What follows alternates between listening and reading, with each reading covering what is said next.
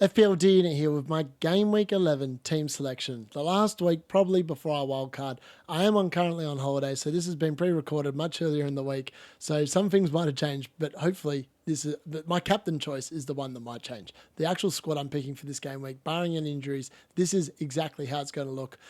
Let me know what you think in the comments. Like the video, and if you haven't already, please subscribe to the channel as well. All right, without further ado, let's get into it.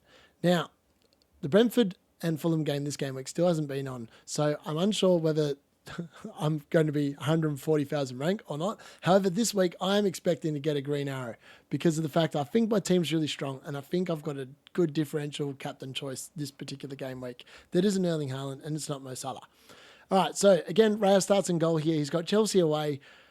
I don't know if they're going to keep a clean sheet. I'm not holding my breath because Raya's been disappointing, so I'm kind of expecting him to concede and get me 2 points if I'm lucky. So that's what I'm holding out for there.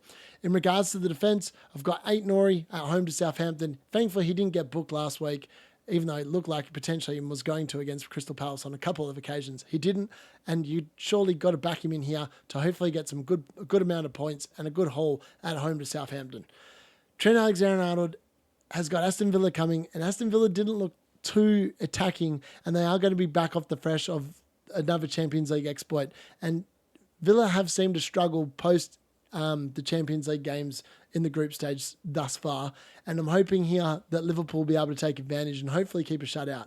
I'm hoping Trent Alexander-Arnold even gets involved in some sort of attacking returns. He's due, and if he doesn't return this week, there's a strong chance he probably disappears from my team in game week 12 when I do wildcard, only because of the fact that I just can't afford to have 7 million invested and no returns coming from that particular thing. I'd be better off just spending 4.5 on another defender and then getting someone else in a different position in the squad.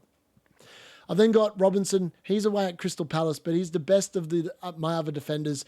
I mean, James Justin and Faze both play Man United, and I just don't think I think Man United are going to tear them apart. So that's why I'm going with Robinson here. That's a 3-man defence as usual. Nothing too exciting there. Moving into the midfield this week, Dwight McNeil survives. So he's got West Ham away. West Ham have been porous. They've been conceding lots of goals. This will be Dwight McNeil's last week in my team. So hopefully he can leave with a bang. But look, there's a reason why lots of people are selling him because he just hasn't been very good over the last few weeks. And Everton's run of fixtures is about to turn in about 2 or 3 weeks' time. So look, he is definitely someone that I'm looking to get rid of. I'm just hoping he can deliver 1 week of brilliance for me this week and hopefully boost my game rank because he's been disappointing the last couple, especially when I've had Morgan Rogers and Emile Smith-Rowe in the last 2 weeks sitting on the bench with returns, and Dwight McNeil's been sitting on there with nothing. Cole Palmer's currently flagged, but there's no way he's not missing. There's no way he's missing this game of Arsenal at home. I'm not sure if he's going to score, but I'm hoping he does. But then Raya's obviously in goal, so it's like one of them catch 22s. Ideally, he saves a Cole Palmer penalty and Palmer still scores. But realistically, I don't think that's going to happen. I think Cole Palmer probably does get a return here, and they'll send everyone into a frenzy prior to the amazing run of fixtures for Chelsea when they turn in game week 12.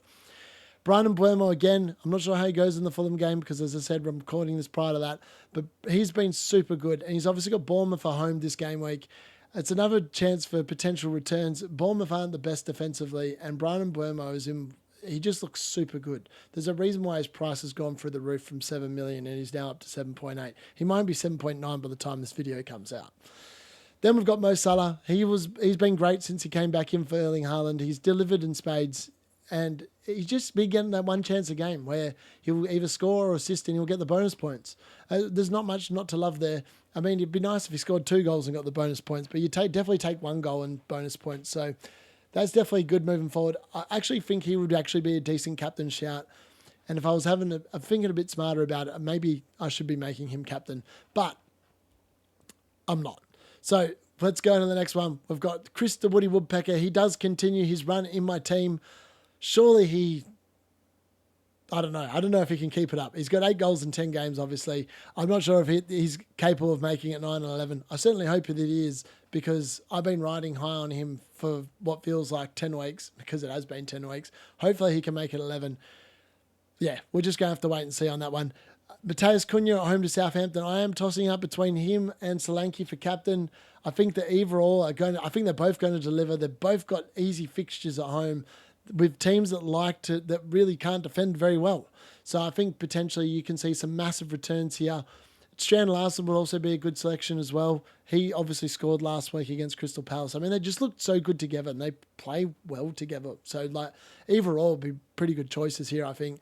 And then Dominic Solanke is my 1 week punt. I've dropped Ollie Watkins. I don't like the Aston Villa fixtures coming up too much. And for 1 week before our wild card, Dominic Solanke is the player that comes into my team.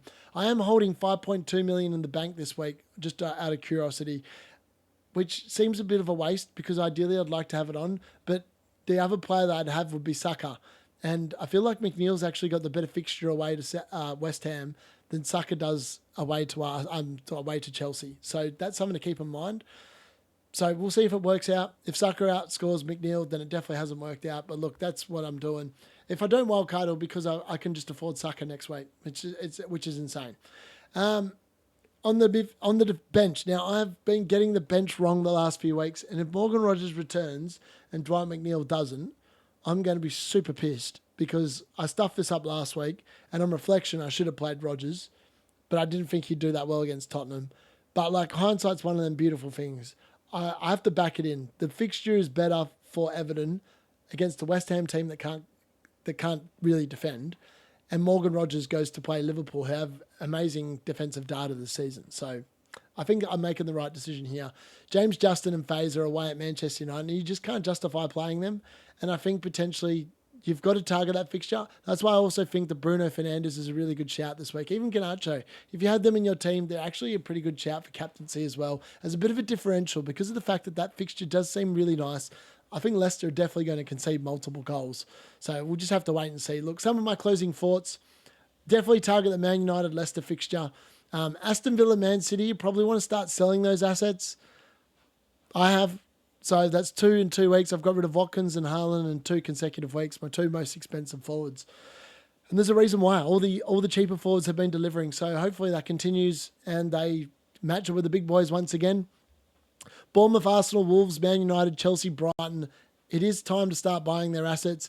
I think you could definitely make a reasoning for buying into all of those teams. They all have really good short-term fixtures, and a lot of them have really good long-term fixtures as well. So that means that you can buy a player and it doesn't become a problem in your team unless they get injured for like 8 to 10 weeks, which is exactly what you want in FPL.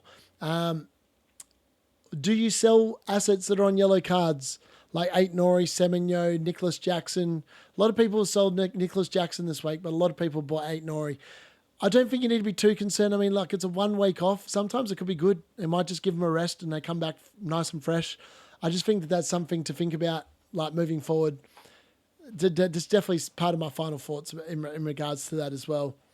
And yeah, Dominic Solanke and the 1 week punts this week. There's a lot of 1 week punts. Next week will be a very popular week to wildcard, with it being the last international break. There's a lot of chance to make money, potentially over like 0.1 price rises on players that look popular, particularly if they pop off this week. You could be able to transfer someone that you haven't got a lot of money tied up in. Like, for example, for me, it could be a Raya who's cost me nothing, and target a goalkeeper that looks like potentially they're going to go up in price. It's a good way of building team value. It's definitely something to keep an eye out for. And just keep an eye on it, because like if you're wildcarding in game week 12, as soon as Saturday's deadline comes around, you want to press that button ASAP and start bringing in players that look like they're going up in value. That's definitely the way to do it moving forward. That's what I'll be doing, provided I do actually play it. I'm still making up my mind. I mean, I can just make the move Saka to McNeil next week. Sorry, McNeil to Saka next week. I think that's definitely the right play, especially if Arsenal's fixtures turning. I just think it's something to keep in mind moving forward.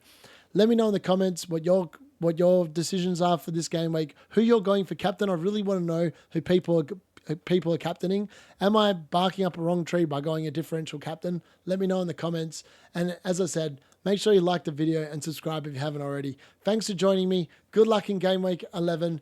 I'll join you for game week 12. I am away on school camp next week, so look, there will be no deadline stream this week. I do apologise, so it's 2 weeks in a row, but I can guarantee there will be one for game week 12, especially if I'm playing wildcard. I'll be there living the moment with you all, so make sure you get involved in that and follow the channel. Thanks for watching. That's the D in and out.